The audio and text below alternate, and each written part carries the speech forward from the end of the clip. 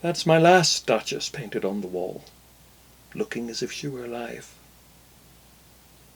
I call that piece a wonder now. Fra Pandolf's hands worked busily a day, and there she stands. Will't please you sit and look at her?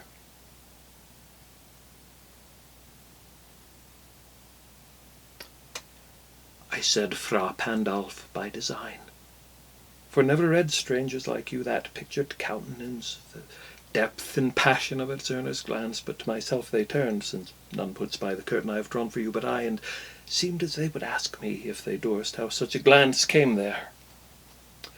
So not the first of you to turn and ask thus. Sir, 'twas not her husband's presence only called that spot of joy into the Duchess' cheek. Perhaps Fra Pandolf chanced to say, her mantle leaps over my lady's wrist too much. Or paint must never hope to reproduce the faint half-flush that dies along her throat. Such stuff was courtesy, she thought, and cause enough for calling up that spot of joy. She had a heart, how shall I say, too soon made glad, too easily impressed. She liked whate'er she looked on, and her looks went everywhere. So it was all one. My favour at her breast, the dropping of the daylight in the west, the bough of cherry some officious fool broke in the orchard for her, the white mule she rode with round the terrace, all and each would draw from her alike the approving speech, or blush at least.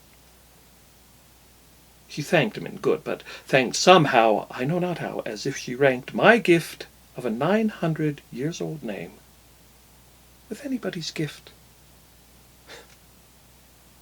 Who would stoop to blame this sort of trifling?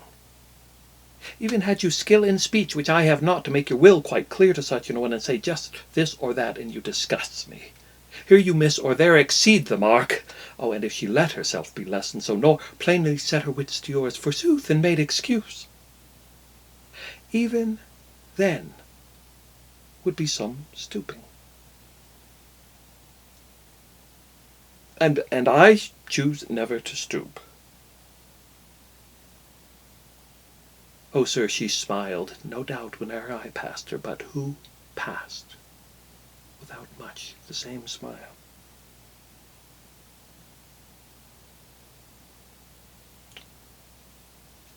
This grew, I gave commands, then all smiles stopped together.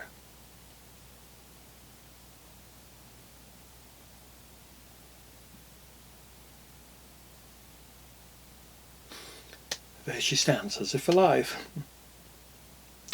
Will it please you rise? We'll meet the company below, then. I repeat, the Count, your master's known munificence is ample warrant that no just pretence of mine for dowry will be disallowed, though his fair daughter's self, as I have vowed at starting, is my object. Nay, we'll go together down, sir. Notice Neptune, though, taming a seahorse. Thought a rarity which Klaus of Innsbruck cast in bronze for me.